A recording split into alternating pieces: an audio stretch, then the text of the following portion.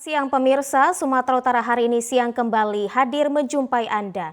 Edisi Rabu 27 September 2023. Kali ini bersama saya Anissa Redi.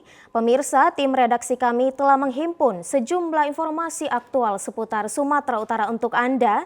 Berikut informasi selengkapnya.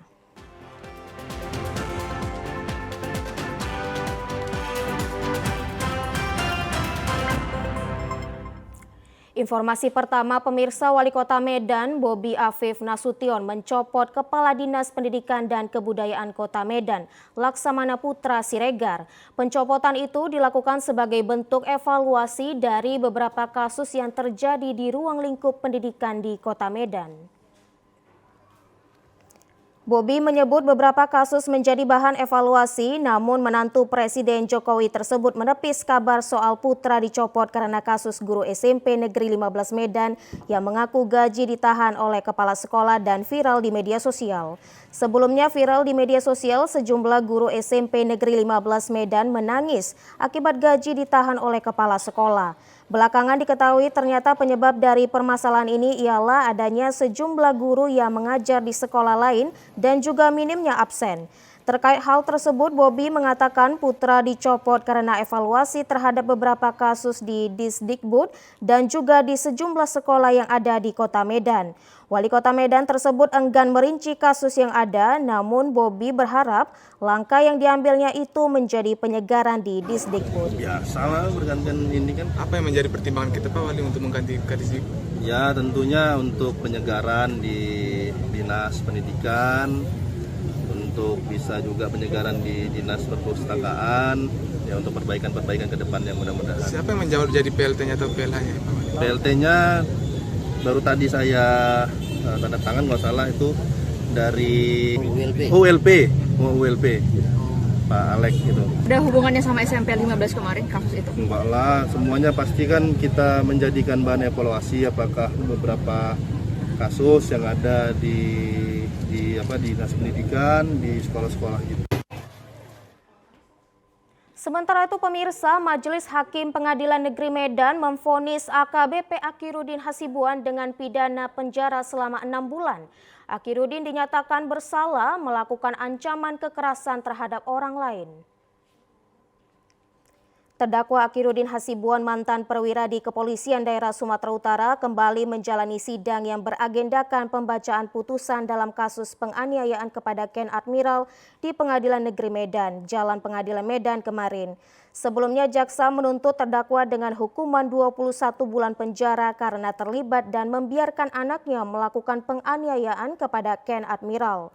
Dalam amar putusan, hakim yang diketuai Oloan Silalahi menyatakan pada fakta di persidangan, terdakwa Akirudin Hasibuan tidak terbukti secara sah dan meyakinkan melakukan penganiayaan, dan juga membebaskan Akirudin dari dakwaan pasal 351 ayat 1 Jungto pasal 56 ayat 2 KUHP. Namun hakim menyatakan Akirudin terbukti bersalah secara sah dan meyakinkan melakukan tindak pidana ancaman kekerasan terhadap orang lain yang melanggar pasal 335 ayat 1 KUHP. Atas perbuatannya, hakim menjatuhkan hukuman kepada terdakwa selama 6 bulan penjara dan membayar biaya restitusi sebesar 52 juta rupiah subsidi 1 bulan kurungan. Setelah hakim membacakan putusan, jaksa penuntut umum Rahmi Syafrina menyatakan akan melakukan banding karena hakim menerapkan pasal yang berbeda dan hukuman yang diputuskan jauh lebih ringan. Banding terhadap putusan hakim tersebut karena beda dengan pasal yang dituntut dan juga hukumannya juga jauh dari apa yang kita tuntut. Menanggapi putusan hakim, terdakwa Akirudin menyatakan masih pikir-pikir dan akan merundingkannya dengan penasihat hukumnya apakah akan melakukan banding. Bahkan itu sebenarnya nggak ada, ya. Tapi saya tetap dihukum. Nah, masalah kita ikhlas ya, nanti kita langkah berikutnya akan kita pikirkan. Tapi biar kawan-kawan tahu yang mengikut persidangan dari awal sampai akhir tidak ada yang bisa dibuktikan oleh mereka. Ya. Tapi saya tetap dihukum, nggak masalah. Rasanya Pak bagaimana Pak? Dihukum 6 bulan Pak? Dituntut 6 bulan? Tahu kalau dihukum bagaimana perasaan? Tanya kau dulu. Masih sedih. Mintanya kemungkinan banding, Pak. Kemungkinan banding. Nanti saya bicarakan dengan penasihat hukum kita ya. Diketahui sebelumnya penganiayaan yang dilakukan oleh anak AKBP Akirudin Hasibuan, Aditya Hasibuan, kepada Ken Admiral terjadi pada Desember 2022 lalu. Permasalahan ini bermula dari perusakan spion mobil korban dan berujung penganiayaan. Pemirsa, Majelis Hakim Pengadilan Negeri Medan menjatuhkan vonis seumur hidup kepada terdakwa Putra yang merupakan warga Aceh dalam perkara sebagai kurir narkotika jenis ganja seberat 135 kg. Hakim Ketua Pinta Uli Tarigan saat membacakan amar putusan pada sidang kasus kurir narkotika jenis ganja seberat 135 kg di Pengadilan Negeri Medan Jalan Pengadilan Medan Sumatera Utara kemarin. Majelis Hakim mengadili dan menjatuhkan pidana kepada terdakwa Putra dengan hukuman penjara seumur hidup. Dari fakta persidangan, Majelis Hakim meyakini terdakwa terbukti bersalah melakukan tindak pidana pasal 114 ayat 2 Undang-Undang RI nomor 35 tahun 2009 tentang narkotika, Jungto pasal 55 ayat 1 ke 1 KUHP.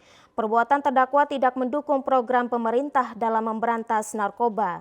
Barang bukti yang didapatkan sangat besar dan dapat merusak generasi bangsa. Setelah membacakan amar putusan, Majelis Hakim memberikan waktu pikir-pikir selama 7 hari kepada JPU Kejati, Sumatera Utara. Penasihat hukum terdakwa dan terdakwa menerima atau banding terhadap putusan tersebut saat menjalani persidangannya secara daring. Jaksa Penuntut Umum Maria Tarigan mengatakan pada sidang sebelumnya menuntut terdakwa dengan pidana mati.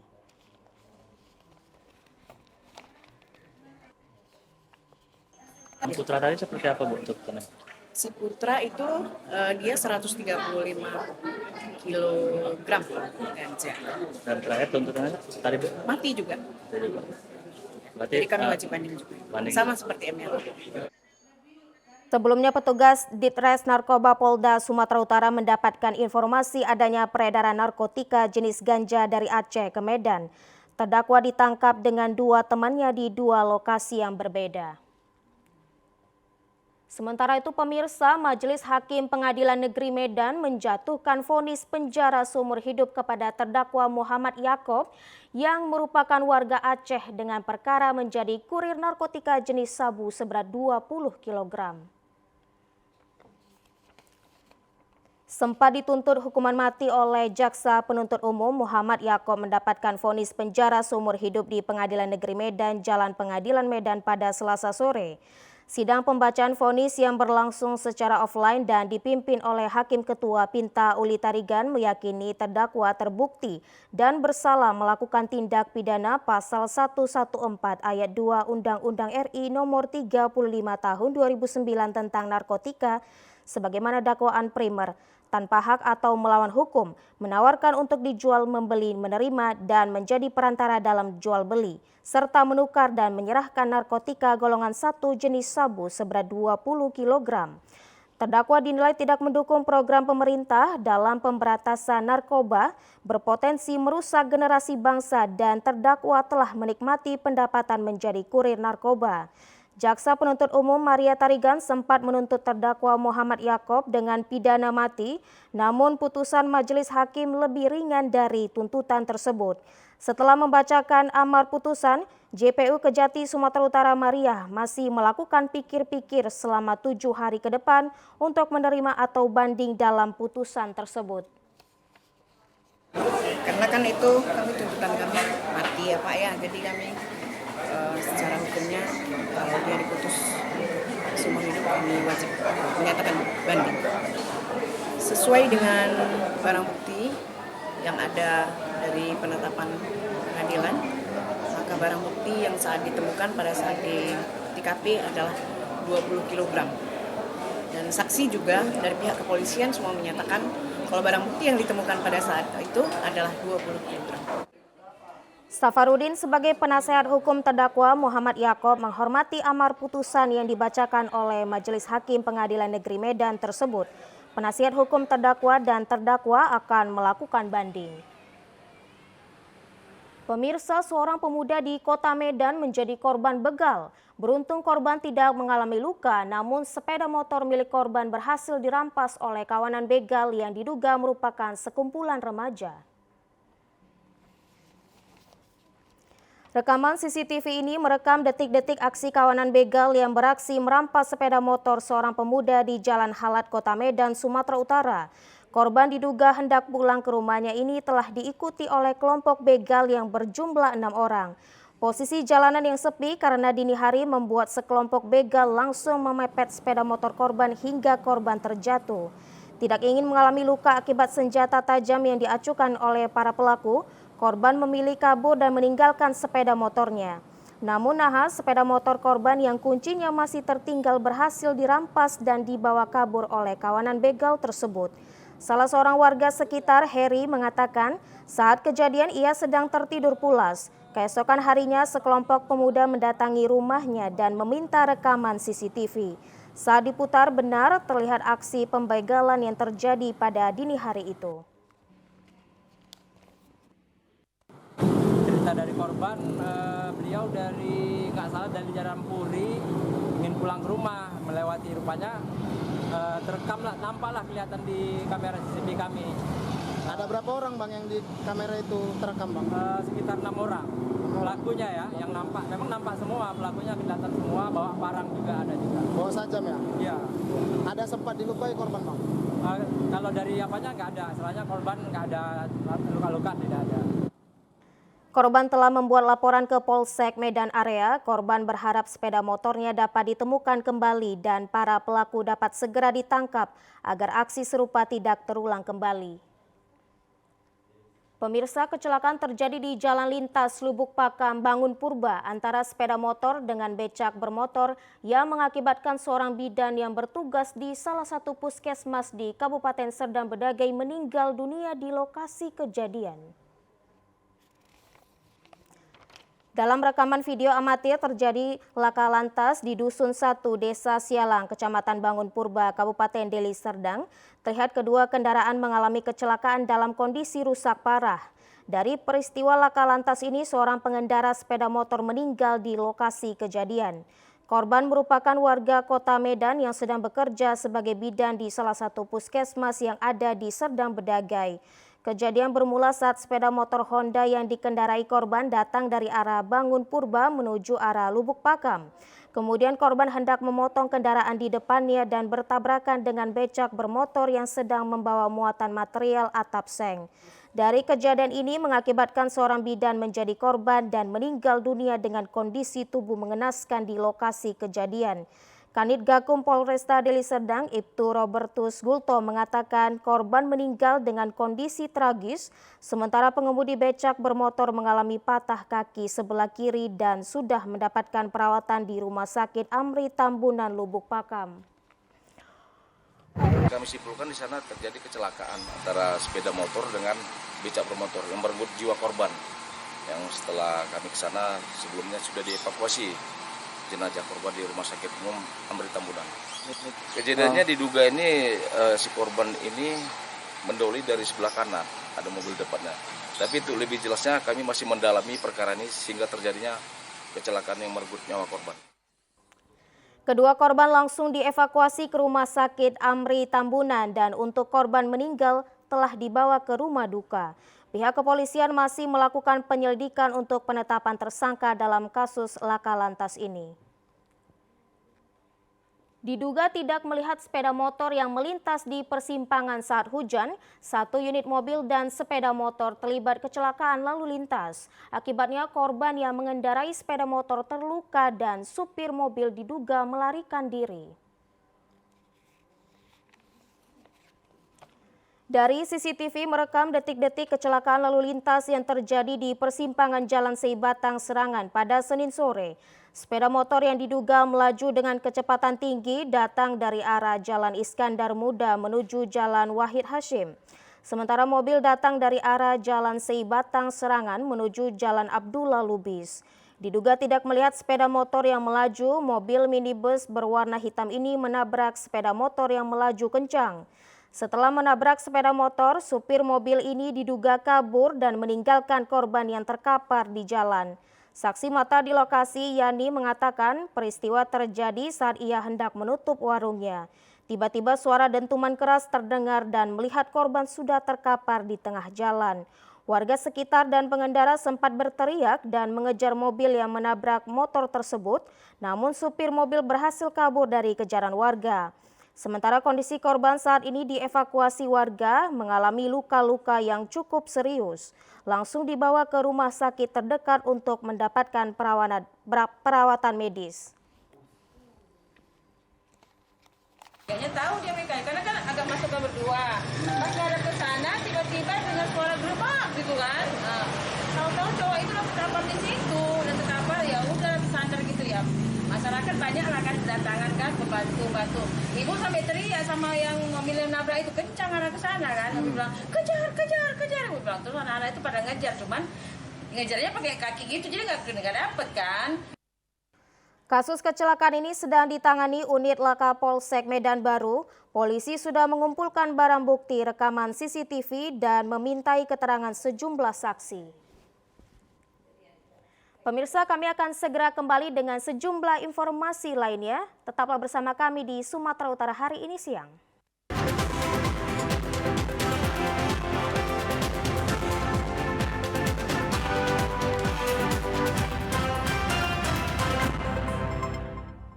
Terima kasih Anda masih di Sumatera Utara hari ini. Pemirsa, beras sebagai kebutuhan pokok masyarakat saat ini dan harganya mengalami kenaikan yang cukup signifikan.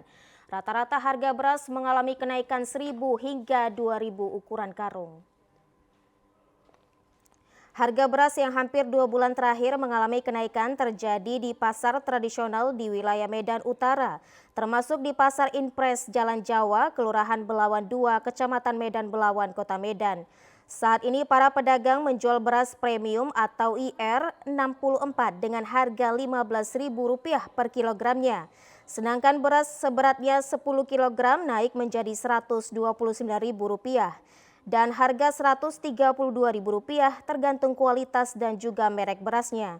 Yang sebelumnya harga beras 10 kg dengan harga Rp123.000 naik menjadi Rp130.000. Kenaikan harga beras hampir mencapai 10%. Pedagang beras di Belawan, Zulfadli, mengatakan kenaikan harga beras premium dengan signifikan ini sudah terjadi sejak 3 bulan lalu. Pedagang berharap pemerintah segera melakukan pengecekan harga beras di sejumlah pasar di Kota Medan. Zulfadli mengakui kemungkinan kenaikan harga beras ini dipicu oleh pasukan beras dari kilang padi yang berkurang dan para petani gagal panen karena kerusakan tanaman akibat banjir dan juga hama. Kalau harapan sebenarnya kalau penjualnya nggak masalah bang, cuma untuk pembeli. Kalau pembeli itu kan budaya ekonomi payah kan sekarang nih kan. Nah, jadi kalau bisa ya emang harus diimport lah karena katanya ini beras rusak semua nih, kekurangan kita nih. Kalau bisa langsung lah ditangani, jangan sampai lampu tinggi, nggak sanggup lagi orang belinya. Sementara itu pemirsa, Perum Bulog Kanwil Sumatera Utara menyalurkan bantuan pangan berupa beras kepada 926.000 KPM atau keluarga penerimaan manfaat di Provinsi Sumatera Utara. Bantuan ini akan diberikan selama 3 bulan berturut-turut, yakni mulai September, Oktober, dan November mendatang.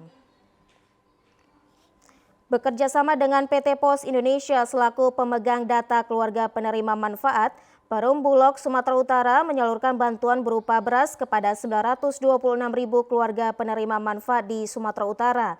Data ini diperoleh berdasarkan data mutakhir yang dimiliki PT Pos Indonesia yang juga berperan sebagai penyalur kepada penerima bantuan. Hal ini dilakukan pemerintah dalam rangka membantu masyarakat kurang mampu di tengah tingginya harga beras di pasaran. Adapun Bulog Sumatera Utara setiap bulannya akan menyediakan 9.260 ton beras untuk disalurkan kepada keluarga penerima manfaat di seluruh kabupaten kota se-Sumatera Utara. Dengan total selama 3 bulan ke depan, Bulog Sumatera Utara akan memberikan sebanyak 28.000 ton beras kepada masyarakat Sumatera Utara. Kepala Bulog Sumatera Utara Arif Mandu mengatakan dengan adanya bantuan pangan ini diharapkan mampu meringankan beban masyarakat serta menjaga kestabilan harga pangan dan mengendalikan dampak inflasi. Penyaluran bantuan puluhan ribu ton beras untuk keluarga penerima manfaat di Sumatera Utara ini bekerja sama dengan PT Pos Indonesia sebagai penyalur dengan menggunakan armada mobil box hingga sepeda motor ke berbagai lokasi di kabupaten kota se-Sumatera Utara. Penyaluran bantuan pangan ini sendiri sudah berjalan, jadi istilahnya sambil jalan sambil kita secara formalitasnya kita launching.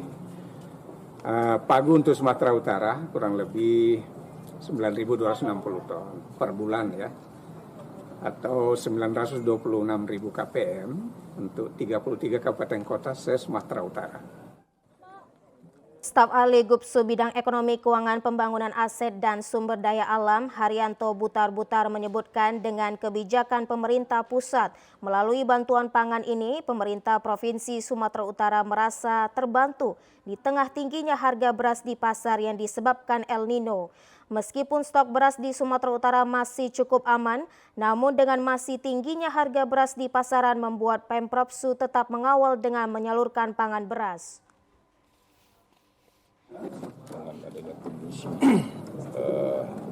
El Nino yang saat ini, tapi namun sebelumnya juga sudah sering pemerintah pusat menyalurkan beras dan hari ini disalurkan untuk 3 bulan ke depan, bulan September, Oktober, dan November. Meski ketersediaan beras di Bulog Sumatera Utara cukup aman, namun masih tingginya harga beras di pasaran, Haryanto mengatakan akan terus mengawal pendistribusian dan pengawasan untuk menekan harga beras di pasaran. Pemirsa, Koramil 01 Batang Toru memperbaiki tembok bangunan SMA Negeri 1 Batang Toru yang roboh akibat tertimpa pohon kelapa yang tumbang. Upaya ini dilakukan untuk mengantisipasi para pelajar agar tidak keluar masuk dari lokasi tersebut saat dalam proses belajar mengajar.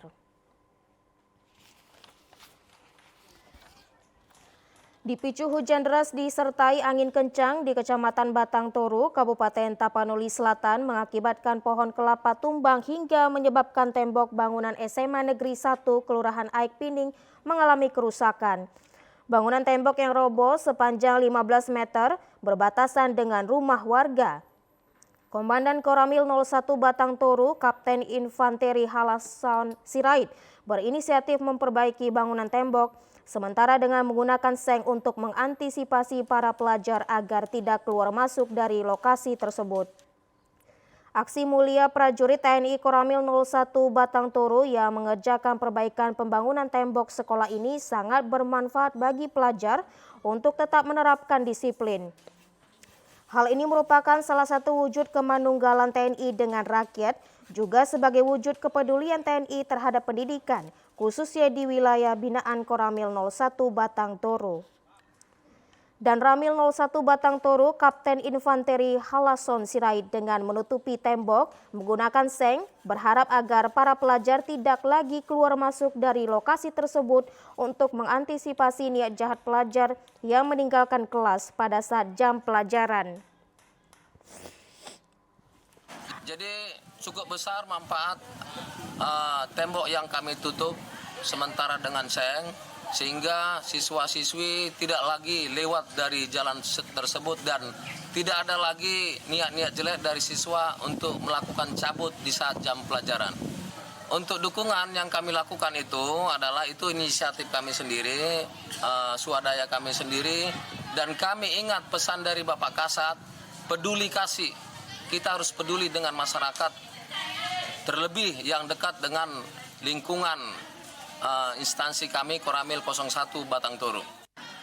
Kepala SMA Negeri 1 Kairani Harahap mengucapkan terima kasih kepada TNI, khususnya Koramil 01 Batang Toru yang telah memperhatikan dan memberikan bantuan memperbaiki bangunan tembok sekolah yang rusak akibat tertimpa pohon kelapa tersebut. Kepada pihak TNI, terutama dari Koramil 01 Batang Toru atas kerjasamanya dalam menertibkan siswa-siswi SMA Negeri 1 Batang Toru dengan memperbaiki tembok yang jebol. Selain memperbaiki tembok yang rusak, dan Ramil 01 Batang Toru juga memberi materi wawasan kebangsaan kepada mahasiswi yang sedang melaksanakan praktik pengalaman lapangan di SMA Negeri 1 Batang Toru. Dan pemirsa, informasi tadi sekaligus menutup perjumpaan kita dalam Sumatera Utara hari ini siang. Saya Anissa Redi mewakili seluruh kerabat kerja yang bertugas mengucapkan terima kasih atas perhatian dan juga kebersamaan Anda. Selamat siang dan sampai jumpa.